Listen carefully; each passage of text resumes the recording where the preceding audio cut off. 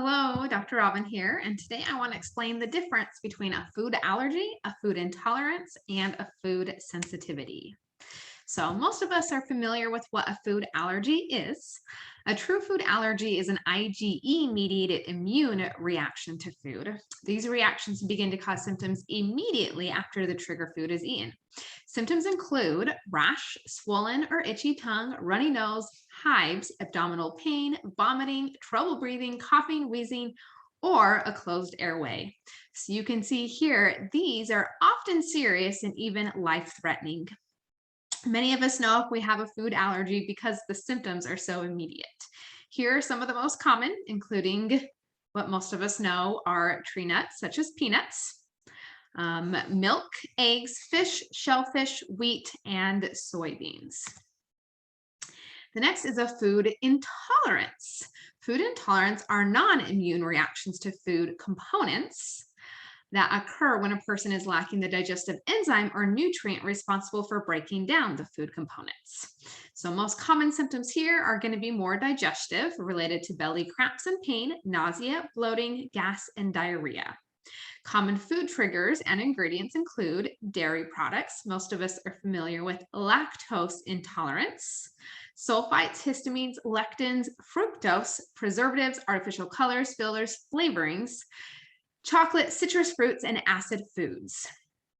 So I want to put a special note here in the lactose intolerant because it's been estimated that approximately 65% of the human population has a reduced ability to digest lactose after infancy. So yes, it's been said over 50% of us have some kind of lactose intolerance. Lactose intolerance in adulthood is more prevalent in people with East Asian descent, with a total of 70+% of people affected by these communities, in these communities.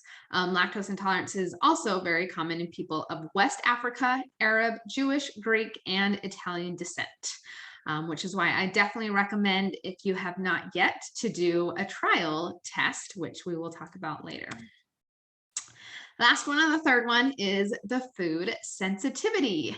So this is the one that people are a little less familiar with.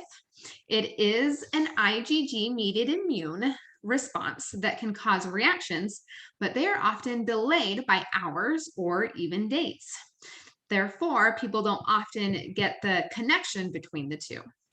These food reactions are usually caused by an imbalance in the gastrointestinal system that is affecting the immune system. One common cause of food sensitivities is also intestinal permeability, also known as leaky gut syndrome. So I want to go through some of the symptoms which you might be experiencing. These can include migraines, headaches, dizziness, difficulty sleeping, mood swings, depression, anxiety, unintentional weight loss or gain, dark circles under the eyes, asthma, irregular heartbeats, irritable bowel, bloating, wheezing, runny nose, sinus problems, ear infections, food cravings, muscle or joint pain, indigestion, nausea, vomiting, bladder control issues, fatigue, hyperactivity, hives, rash, dry skin, excessive sweating, and acne. Wow, isn't that crazy? And that's where I got a lot into nutrition, because people don't realize how much the foods that we eat affects us.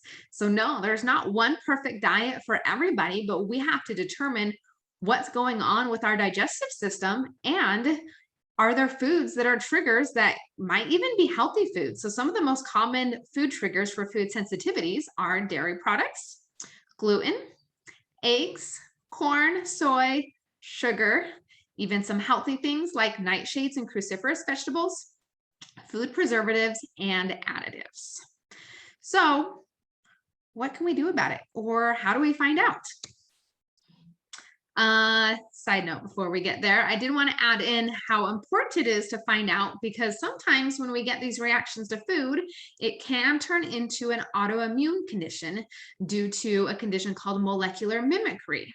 So sometimes our body creates these antigens to these foods, but then they are so similar to our own tissue, it doesn't recognize the difference, and it creates antibodies to your own tissue.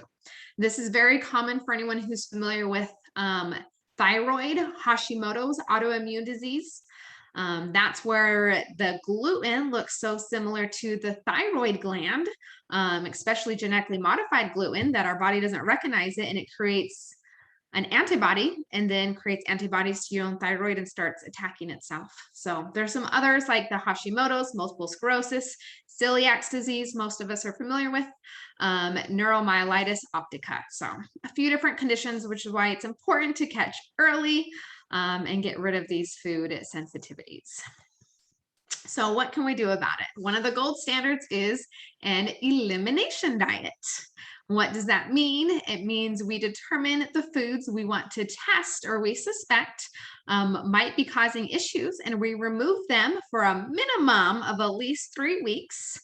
And then we can determine to test them back in one at a time. Now, this is actually the gold standard. If we were going even deeper, it'd be more of a placebo where we don't know what we are testing in, but that's kind of hard to do on yourself. So one thing I like to do is combine the elimination diet together with food sensitivity testing. Now, let me show you why. If you look at a traditional elimination diet, this is directly from the Institute of Functional Medicine, the foods they remove.